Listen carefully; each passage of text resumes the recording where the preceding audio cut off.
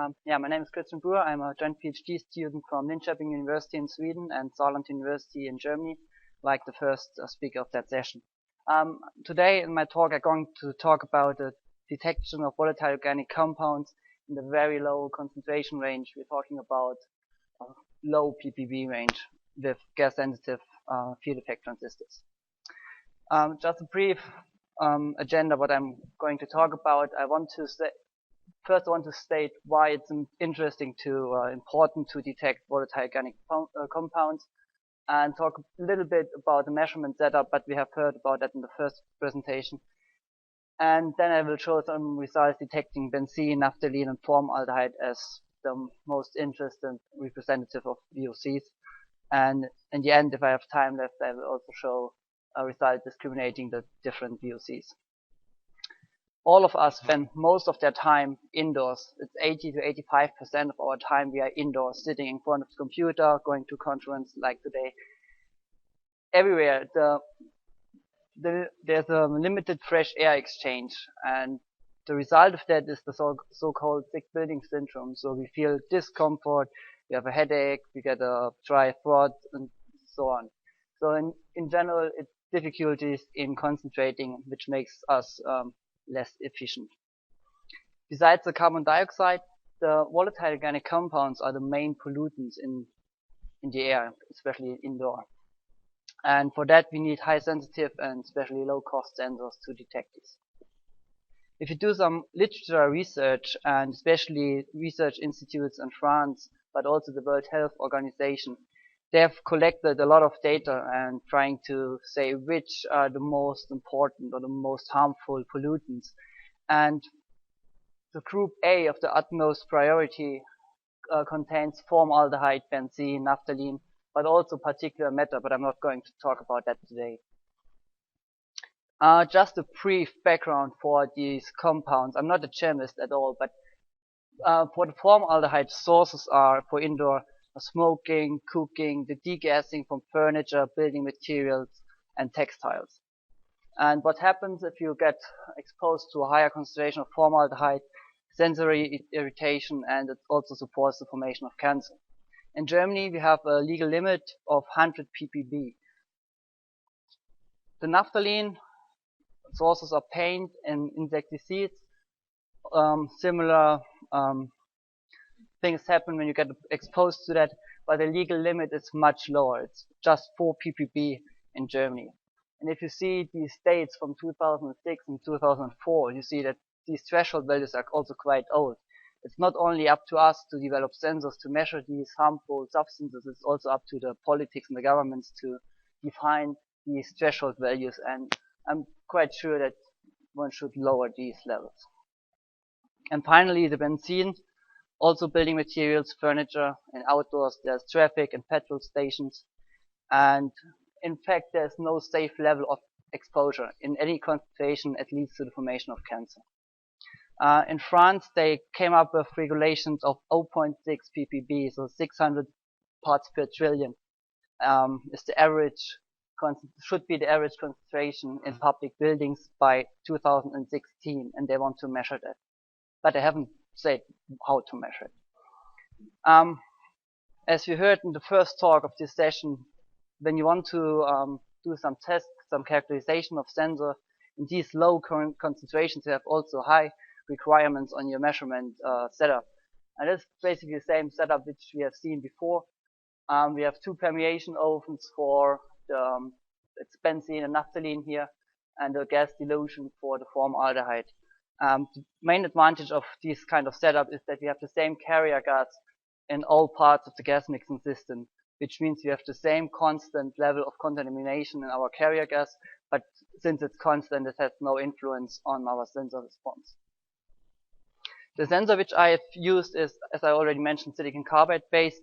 We have a porous platinum gate or also porous iridiums possible, and I operate the sensor in the linear region, which means I have a constant current of around typically 45 microamps, and then I measure the voltage drop between the drain and the source of the transistor. When you want to discriminate and increase the selectivity of sensors, you can either use the sensor array or to use one single sensor but operate it in a dynamic way. and most likely in a temperature cycled operation. So here you see a temperature cycle consisting of 3 temperature levels from, in this case, 220 degrees C down to 180. And the right hand side of the slide in the blue curve shows you the sensor response in air, how the sensor follows the temperature change, and in red what happens when you apply naphthalene.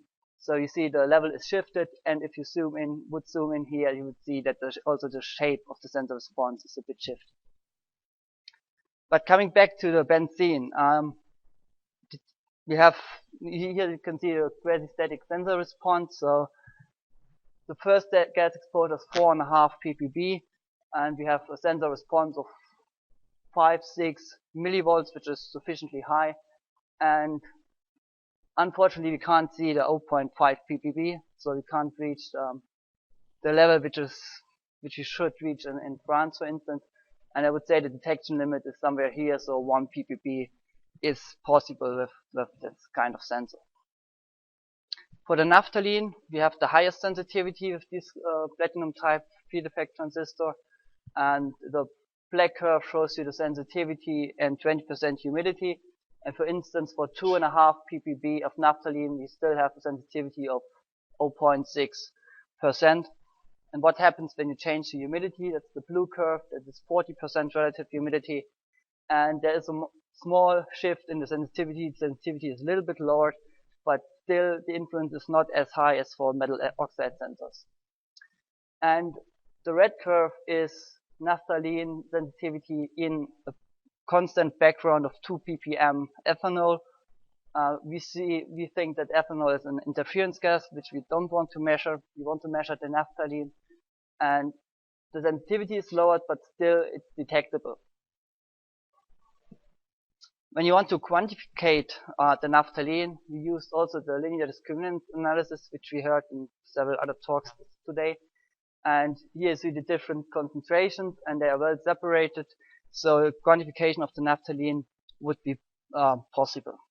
When you use that as a training, these data in 20% relative humidity, and would change the level of humidity to 40% and project these new data into the same plot, you see the new groups are on top of the training groups, but in principle, the value on the first discriminant function is almost the same as for the 20% relative humidity groups.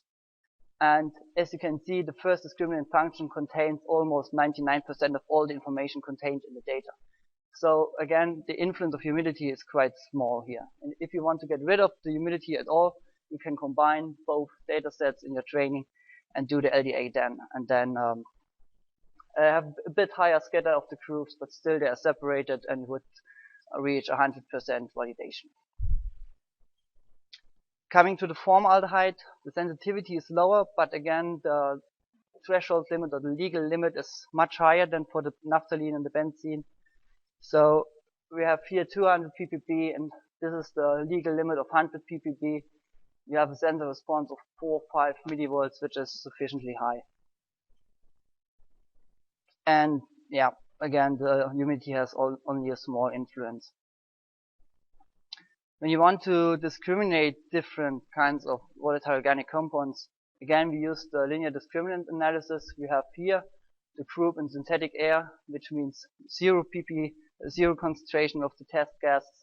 And then in the different regions of the LDA plot, we have the naphthalene, formaldehyde, and the benzene.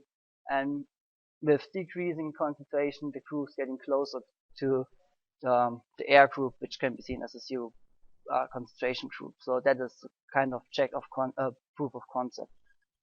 And a discrimination of the gases would be possible. To sum up my talk, silicon carbide-based field effect transistors are suitable candidates for indoor air quality. We have a detection limit of almost approximately 1 ppb for the benzene and the naphthalene. The detection of naphthalene in the constant background of 2 ppm ethanol is also possible, and future work will address the detection of VOCs in a changing background. So what happens when the ethanol concentration change, and for that we probably need to optimize our temperature cycle. The one which I used here and presented is just the first step. what we did. But we can optimize, or we have to optimize this cycle. And since we are using field effect transistors, it might be also possible to play with the gate bias of the transistor. Earlier work has shown that also the gate bias can be cycled, and we can gain more information out of that. And maybe a combination of temperature and gate bias cycle would increase the sensitivity and selectivity. Yep, thank you very much.